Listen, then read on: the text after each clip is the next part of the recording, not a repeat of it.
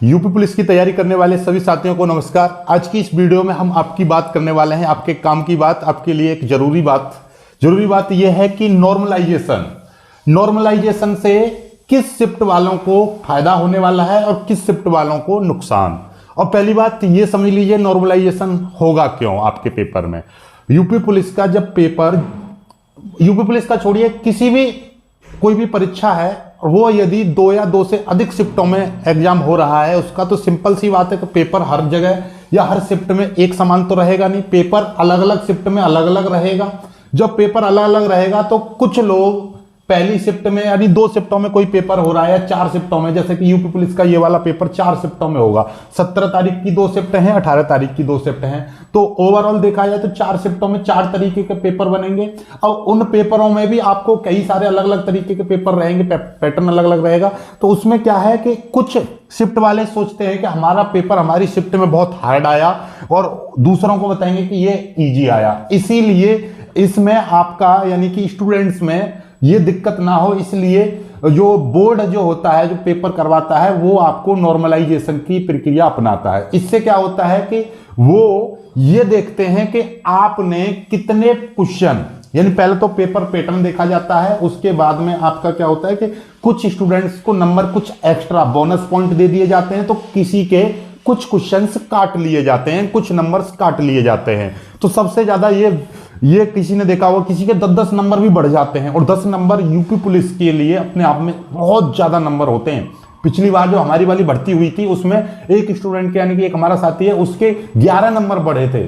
11 number, जी हाँ, बिल्कुल सही सुन रहे हो, 11 नंबर तक बढ़े थे। तो 11 नंबर, तो अब ये समझ लीजिए ये किसको ज्यादा फायदा होने वाला है। तो सबसे पहले मैं आपको बता दूं कि सबसे ज्यादा जो फायदा होने वाला है वो आपका शिफ्ट 1, यानी जो 17 तारीख की पहली शिफ्ट में जो पेपर देगा स्टूडेंट, उसका सबसे ज्यादा फायदा होगा। नॉर्मलाइजेशन में उसी स्टूडेंट को सबसे ज्यादा नंबर मिलने वाले हैं।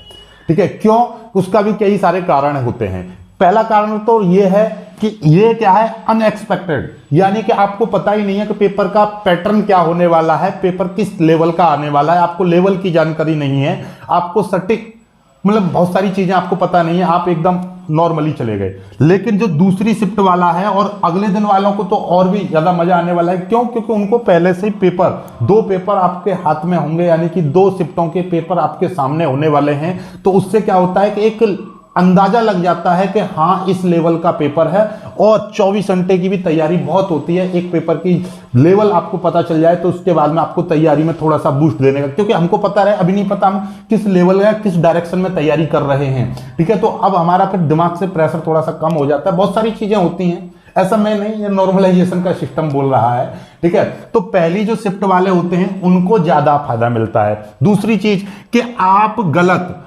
ध्यान से समझ लीजिए, गलत और सही प्रश्न का रेशो भी देखा जाता है कि कौन सा स्टूडेंट किस शिफ्ट में कितने गलत प्रश्न कर रहा है और कितने सही कर रहा है, उसका भी रेशो निकाला जाता है। उसके बाद ये देखा जाता है। ठीक है, तो इसका प्रोसेस तो बहुत लंबा है, बहुत सारी चीजें यहां पर एक्यूरेसी के साथ साथ हर चीज देखी जाती है। लेकिन जहां तक मोटा मोटी मैं आपको बताऊं तो मोटा मोटी यही है कि सबसे पहली शिफ्ट वालों को सबसे ज्यादा फायदा होता है नॉर्मलाइजेशन का। दूसरा, जिसने गलत क्वेश्चन सबसे कम किए हों और सही क्वेश्चन सबसे ज्यादा किए हों, यानी गलत प्रश्न आपके सबसे कम रहें और सही प्रश्न सबसे ज्यादा रहेंगे, उसको सबसे ज्यादा फायदा मिलने वाला है। उसके ये समझ लीजिए 5 से 10 नंबर तक भी बढ़ सकते हैं, और किसी भी ऐसी सरकारी जॉब के उसमें 1 नंबर भी आपको एक्स्ट्रा मिल जाए ना, उससे ही आपका देखा है मेरिट 0.003 से भी नौकरी चली जाती है हाथ से। ठीक है, तो ये रहता है। एक मैंने एमपी पुलिस का एक भाई देखा था, और वो हाई कोर्ट में जाके नहीं बहस कर रहा था, तो उसका जो मेरिट लगी थी और मेरिट में और उसमें केवल 0.05 नंबर का अंतर था। ठीक है, शायद 0.05 या 0.5 नंबर का, यानी कि आधे नंबर के अंतर से ही उसका मतलब पूरा सिलेक्शन रुक गया।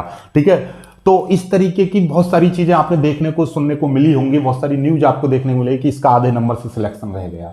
तो यदि आधे नंबर से रह रहा है और आपको 2-3 नंबर एक्स्ट्रा मिल जाते हैं तो आपका मतलब मजा ही आ जाता है, ये समझ लीजिए आपकी जॉब पक्की हो जाएगी। तो इसलिए अब पहली शिफ्ट वाले थोड़े से कंफ्यूजन में हैं, यार हमारा पहली शिफ्ट में पड़ गया, यार हमको तो पता ही नहीं रहेगा, दूसरी शिफ्ट में पढ़ना चाहिए था, तो हमको पहली शिफ्ट से एक अंदाजा लग जाता कि पेपर किस तरीके का आने वाला है। तो अब आप लोग हताश ना हो, और ये वाली शिफ्ट वाले देख रहे होंगे तो वो सोच रहे होंगे यार हमारा तो बड़ा गड़बड़ होगी। तो ऐसा नहीं है कि आपको भी गड़बड़ हुई है, बिल्कुल भी टेंशन ना ले। ऐसा नहीं है कि ज़्यादा अंतर आएगा, लेकिन हाँ ये है यदि आपकी एक्यूरेसी यहाँ पर भी ठीक है, यानी कि आपने गलत क्वेश्चन कम किए हैं और सही क्वेश्चन ज़्यादा किए हैं, तो आपको भी नॉर्मलाइजेशन का फायदा मिलने वाला है। ठीक है, तो आपका इस वाली शिफ्ट को भी फायदा मिलेगा, इस वाली को मिलेगा, लेकिन जो ज़्यादातर मतलब जो मोस्टली ज़्यादा जो फायदा मिलता है वो आपका शिफ्ट 1 वालों को मिलेगा। आई होप कि मेरे द्वारा दी गई जानकारी आपको अच्छी लगी होगी। वीडियो को लाइक करके शेयर जरूर कीजिएगा, और बाकी मैं अपना एक्सपीरियंस आपको ऐसे ही शेयर करता रहूँगा, तो चैनल को सब्सक्राइब जरूर कर लीजिएगा। जय हिंद।